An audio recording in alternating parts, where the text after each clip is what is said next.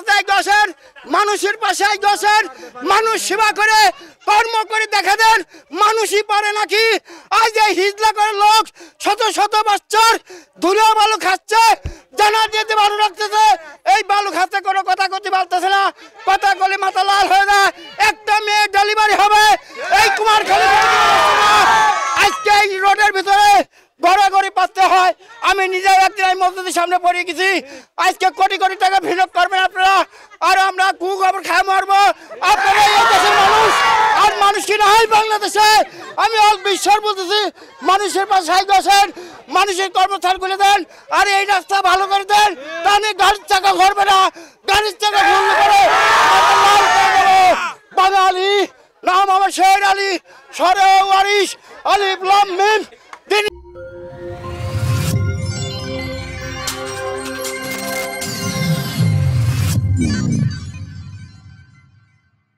আসসালামাইকুম সম্মানিত উপস্থিতি সাংবাদিক ভাইরা, আমরা এখানে একত্রিত হয়েছি। আপনারা জানেন নিশ্চয় যে আমাদের হিজলাকর, এনায়েতপুর, মূলগ্রাম, গোবিন্দপুর একটি বালিমহল আছে, সরকারি ইজারা দেয়।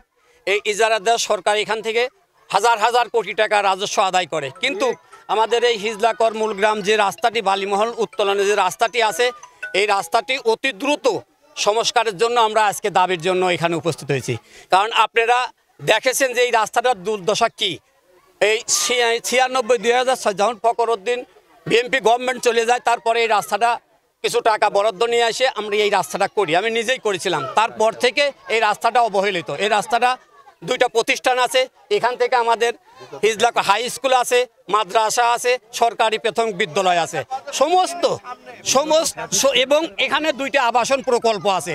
এই শুধুমাত্র একটাই রাস্তা, এই রাস্তায় দিয়ে একটি মানুষ একটা ধানের বস্তা নিজে হেঁটেও যেতে পারে না, কারণ আমরা সব সময় অবহেলিত। এখানে 1400 ভোটার আছে, এই 1400 ভোটার ঘনবসতি এলাকা, শুধু রাস্তা একটাই। এই রাস্তায় দিয়ে সরকার বালি উত্তোলন করতে, বালি নেওয়াতে আমাদের বাধাবিঘ্ন নাই, কিন্তু সরকার আমরা রাস্তাটা অতি দ্রুত সংস্কার চাচ্ছি। এই রাস্তাটা সংস্কার করে গাড়ি চলবে না। কারণ হচ্ছে এই সংস্কার করার দরকার এটাই। এই জন্য দিবগত অনেক দিন চলে গেল, আজ প্রায় 20-25টি বছর এখানে এই রাস্তায় দিয়ে 16 চাকা, 10 চাকা, 20 চাকার গাড়ি চলে যায়, কিন্তু বালি উত্তোলন করে সরকার। রাজস্ব আয়তে আমাদের বাধা নেই, কিন্তু আমরা চাচ্ছি অতি দ্রুত রাস্তাটা সংস্কার করুক। আমি ডিসি সাহেবের দৃষ্টি আকর্ষণ করছি, আমি এলজিডি অফিসারের দৃষ্টি আকর্ষণ করছি, কুমারখালী টিওনো সাহেবকে ইতিমধ্যে চিঠি দিয়েছি এবং তাকে অবহিত করেছি, তাকে আসার জন্য বলেছি। উনি তার নেতৃত্ব দেওয়ার জন্য তাকে এসিলেন্ট সাহেব আসছিল, এসিলেন্ট সাহেব এসে দেখে গেছে এবং সে ছবি তুলে নিয়ে গেছে। সে বলছে আমি ঊর্ধ্বতন কর্মকর্তার কাছে এগুলো পাঠাবো, এবং এলজিডির কাছেও তার কথা বলার কথা আছে।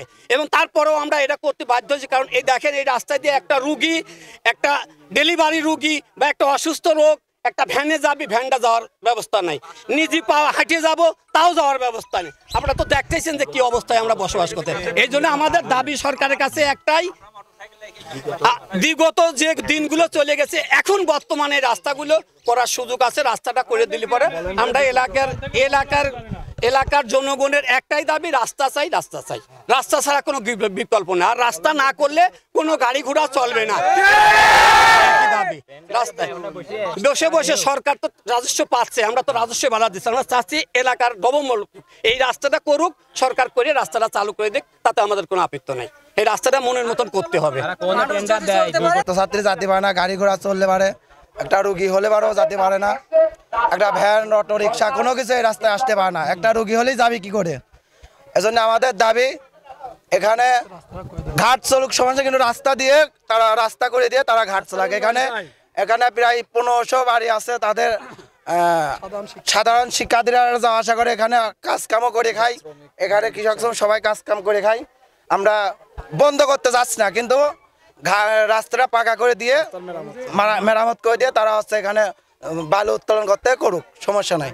কিন্তু আবাদি ফসল জমি কাটে এরা বালু করতেছে, আপনি পাশেই দেখতে পারেন জমি কাটে সবাই খনন করে বাঁধ, এখানে বাঁধ আছে, বাঁধটা ভেঙে চলে যাচ্ছে। ওই পাশে আবাসন আছে, সরকারি দেওয়া আবাসন, সেটাও ভেঙে চলে যাচ্ছে। এজন্য আমাদের রাস্তা করে দিয়ে তারপরে চর চলুক, তার আগে চর চলবে না, গাড়ির চাকা ঘুরবে না, চলবে না, চলবে না, গাড়ির চাকা ঘুরবে না, গাড়ির চাকা ঘুরবে না, চলবে না, চলবে না, গাড়ির চাকা ঘুরবে না, রাস্তা না হলে চলবে না, গাড়ির চাকা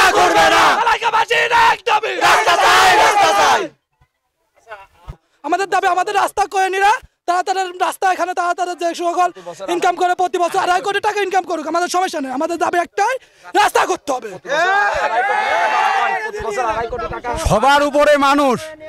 আপনারা সাংবাদিক আছেন, ক্যামেরাম্যান আছেন, আপনারা আমাদের বন্ধু, আপনারা আমাদের উপকার করার জন্য রাত দিন তৎপরতা জীবনের বাজি রাখিয়ে আপনারা কাজ করতেছেন।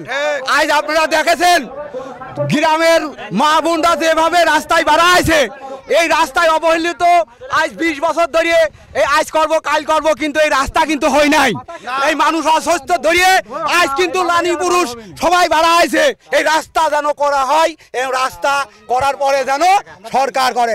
আমরা টেন্ডার দেশে সরকার রাস্তা করুক চলুক এটা আমরা চাই, কিন্তু মানুষও যাতে চলতে পারে সেই ব্যবস্থা করিয়ে যেন রাস্তা চলে, তা না হলে এই রাস্তা চলতে দেওয়া হবে না।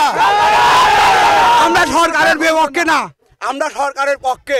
সরকার রাজস্ব ইনকাম করতেছে এই রাস্তায় দিয়ে, কিন্তু মানুষের মারিয়ে রাজস্ব ইনকাম করিয়ে আমাদের বহির্পাত দিয়ে আমরা রাস্তায় দিয়ে স্কুলে ছাত্র ছাত্রী যেতে পারে না, নামাজ পড়তে যেতে পারে না, একজন ডেলিভারি রুগী নিয়ে যেতে পারে না। তাহলে কিভাবে এই রাস্তা চলতে পারে?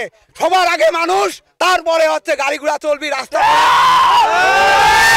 আমাদের দাবি সরকারের কাছে, আপনারা দেখেছেন আজ নারী পুরুষ সবাই বাড়া আছে, আপনারা ভিডিও করেছেন, সমস্ত নেতা সমস্ত মানুষ আজ একত্রিত হয়েছে।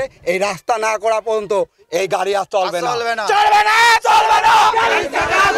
এই রাস্তায় দিয়ে কোটি কোটি টাকা ইনকাম করে, এই শহরের ভালো চলে রাস্তা দিয়ে সরকার তার টাকা নেয়, টাকা নিয়ে ভালো চলে। কিন্তু এই দেশে এমন পরিবেশ হয়েছে, এটা মিয়া সাহেব বিয়ে দেওয়ার কায়দা নাই। এটা রুগী যদি বেকায়দা হয় তা নিয়ে যাবে, সে কায়দা নাই। আপনার নিজে ভালো করিয়ে আসি, ভালো একটা কর্মকর্তা পাঠা দেন, আসি রাস্তাতে হয়ে যাক। অবস্থাটা কি? 6 মাস একদমই চলা যায় না, কোনো বাড়ি চলা যায় না। 6 মাস মানুষ ঘরে বসে থাকে, কাজও করতে যেতে পারে না। এই রাস্তার সামনে বড় একটা বাজার আছে, সে বাজারেও যেতে পারে না। নদী পার হওয়া লাগে গাড়ি দিয়ে, নদী পার হওয়া যায় না। এ কোনো বাড়ি কিছু স্কুল আছে, এটা শিক্ষা প্রতিষ্ঠান আছে, সব কিছু আছে, মসজিদ আছে, এ লোক আসতে পারে না। এই 10 টাকার গাড়ি চালানোর জন্যে, এই 10 টাকার গাড়ি চলে বললে লোকজন আসার মতো কোনো কায়দা নাই। এই বৃষ্টি হলে একদমই যাওয়া যায় না, ওই সময় খরার সময় রীতিমতো ধুলি বালু ওরে, আর এই সময় বৃষ্টিতে পানি বানিয়ে যায়, রাস্তায় সব ধান লাগানি যাওয়া গেছে। আসি একটা ভালো কর্মকর্তা পাঠাইছি দেখা যান।